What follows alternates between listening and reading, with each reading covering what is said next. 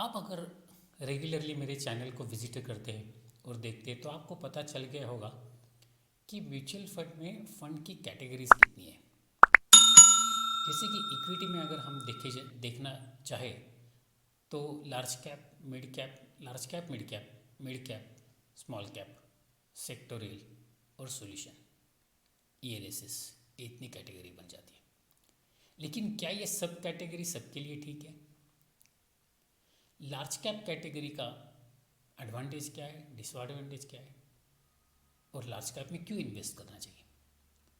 देखिए दोस्तों कि अगर आप लार्ज कैप में जो जो टॉप भारत में 100 कंपनीज हैं मार्केट कैपिटलाइजेशन की के हिसाब से, वो लार्ज कैप में आते हैं, तो उनका मार्केट कैपिटलाइजेशन बढ़ क्यों जाता है? जिन कंपनियों का बिजनेस परफॉर्मेंस और रिटर्न्स कंसिस्टेंस है, उनका शेयर का प्राइस बढ़ता है, और उनके शेयर की प्राइस बढ़ने के साथ साथ उनका मार्केट कैपिटलाइजेशन बढ़ जाता है। जैसे कि इन्फोसिस है, जैसे कि HDFC है। आज हम लोग ऐसे ही एक फंड देखेंगे जो लार्ज कैप में इन्वेस्ट करता है। तो चलिए आज हम लोग रिव्यू करते हैं फंड ऑफ फंड में Mirae asset large cap fund के लिए। अगर जब मैं रिव्यू करता हूँ तो मैं वो फंड प्रमोट करता हूँ ऐसे मत सोचना, कि मेरी कोशिश ये रहती है कि उस फंड्स के जितने फैक्ट्स है वो आपके सामने एक 10 मिनट के वीडियो में पेश कर दूँ, ताकि आपको जो फंड के साथ एक 10-15 पेजेस का जो डॉक्यूमेंट आता है उससे पढ़ना या नहीं पढ़ना आप लोग सोच सकते हैं।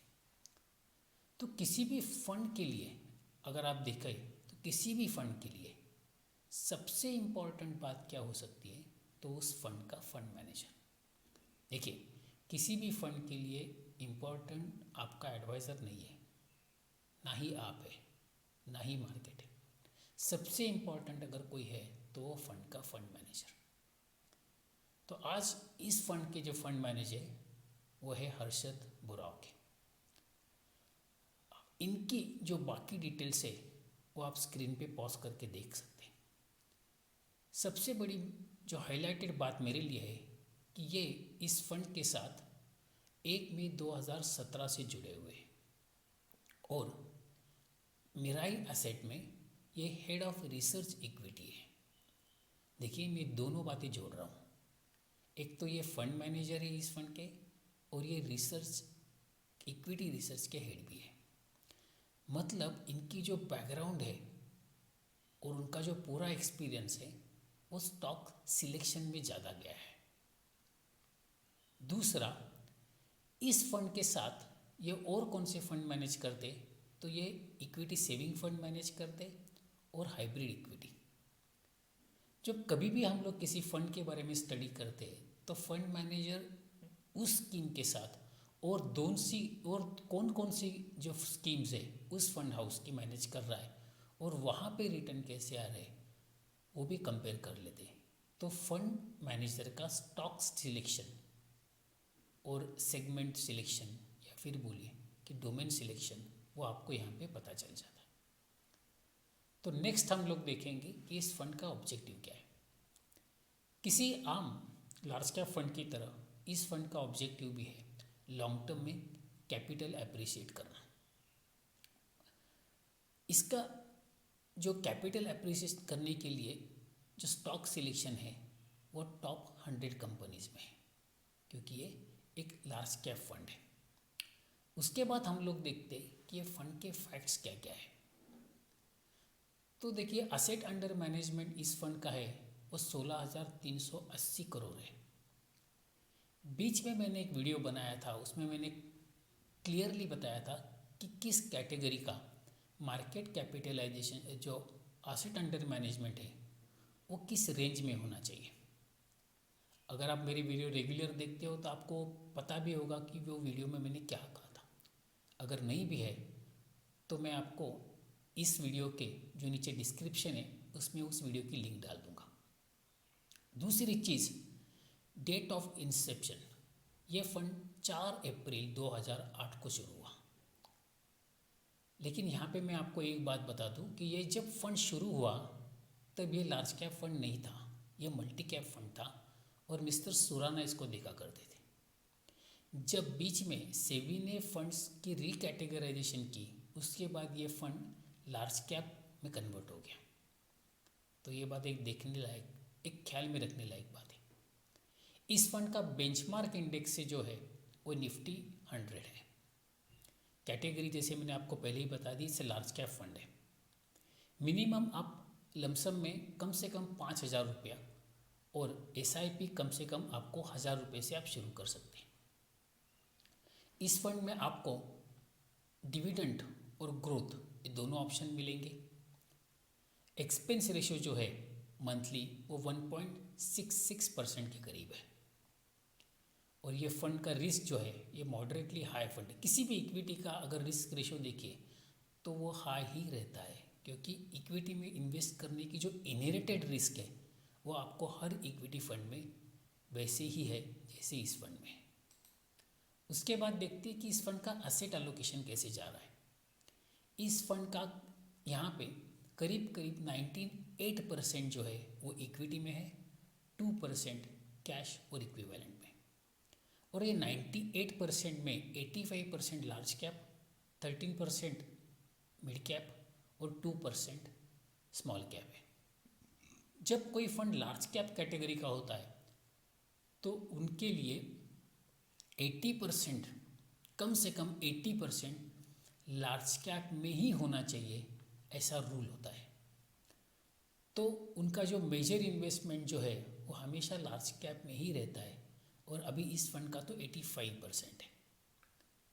नेक्स्ट देखेंगे कि यहाँ पे पोर्टफोलियो कौन कौन सा है। तो HDFC bank, Reliance, Infosys, ICICI, L&T, ITC, Maruti, Axis, Hindustan Lever, ये टॉप 10 जो उसका होल्डिंग है यहाँ पे फंड का पोर्टफोलियो का, उसमें 51% इनका AUM चला गया है।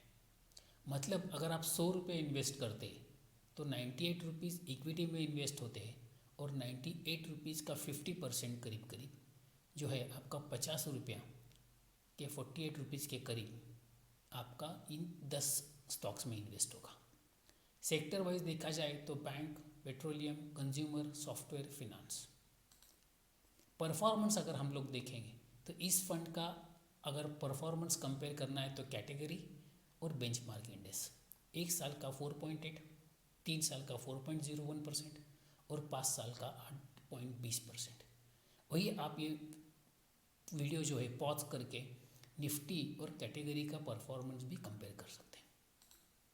पेयर कंपैरिजन, जैसे मैं हर बार कहता हूँ, मैं कंपेयर करते वक्त कैटेगरी वाइज कंपेयर नहीं करता, मैं अंडरलाइन बेंचमार्क के हिसाब से कंपेयर करता हूँ। तो इस फंड का और जो बाकी जो लार्ज कैप फंड है जिनका बेंचमार्क 100 है, निफ्टी 100 या BSE 100, उनका यहाँ पे मैंने कंपैरिजन दिखाया है। सबसे नीचे मैंने निफ्टी का रिटर्न दिखाया है और सबसे ऊपर मैंने ये फंड का रिटर्न दिखाया है और बीच में जो बाकी जो फंड है उन फंड का रिटर्न दिखाया है। और एक बात मैं यहाँ पे आप लोगों का जो फोकस है वो AUM भी देख लेना, क्योंकि मैंने लास्ट टाइम कहा था कि AUM जो है फंड का कितने रेंज में होना चाहिए, तो वो भी आपको यहाँ पे दिख जाएगा। उसके बाद इम्पोर्टेंट रेशियोज हम लोग देख लेंगे। इस फंड का स्टैंडर्ड डेविएशन जो है वो 20.87 है, शार्प रेशियो 0 है, बीटा 0.99 है और अल्फ़ा जो रिस्क बेस्ड जो रिटर्न है उसके करीब करीब जा रहा है। तो ये जो डेटा है ये अभी रिसेंट डेटा है, इसके लिए आपको ये नंबर्स दिख रहे हैं। तो ये भी वीडियो, ये भी जो है आप एक पॉज करके कंपैरिजन जो है BSE और कैटेगरी में कंपेयर कर सकते हैं। तो किसके लिए ये फंड सही रहेगा? तो जिन लोगों का इंटरमीडिएट मार्केट में वोलेटिलिटी से उनको ज़्यादा फर्क नहीं पड़ेगा, ऐसा लोग इस फंड में इन्वेस्ट कर सकते हैं। जिन इन्वेस्टर को इन्फ्लेशन बीट करने वाला रिटर्न चाहिए वो लोग इस फंड में इन्वेस्ट कर सकते हैं। जिनका इन्वेस्टमेंट होराइजन 7 साल से ऊपर है वो लोग इस फंड में इन्वेस्ट कर सकते हैं। जिन इन्वेस्टर्स को लॉन्ग टर्म में हाई रिटर्न्स चाहिए उनके फोलियो के लिए, समझो कि जैसे कोई अपने लड़के के एजुकेशन के लिए 15 साल पहले इन्वेस्ट कर रहा है या 10 साल पहले इन्वेस्ट कर रहा है, तो उनके लिए ये फंड ठीक है। लेकिन जिन लोगों को खाली 1 साल या 2 साल या 3 साल के लिए इन्वेस्ट करना है, वो लोग सोच के इन्वेस्ट करें, क्योंकि ये इक्विटी, प्योर इक्विटी फंड है। इसका 98% इक्विटी में गया है। जिनका 1 साल या 1.5 साल का है होराइजन, वो लोग इस फंड की तरफ ना देखे तो ही अच्छा है। अभी मैंने आपको ये फंड के अंदर की details, ratios, risk ratios, fund की पूरी जानकारी दे दी है। मुझे लगता है कि इस जानकारी के ऊपर से आप ये डिसीजन ले सकते हैं कि आपको क्या करना चाहिए। अगर आप रेगुलरली मेरे वीडियोस देखते हैं और आप ये वीडियोस देखने से आपके नॉलेज में काफ़ी इजाफा हुआ है, और अगर आपने आज तक इस चैनल को सब्सक्राइब नहीं किया है तो सब्सक्राइब ज़रूर कर देना, और सब्सक्राइब करने के बाद बेल आइकॉन भी दबा देना, जिससे कि मैं जब भी कभी नया वीडियो अपलोड करता हूँ तो आप लोगों को एक अलर्ट मिल जाएगा। Thank you.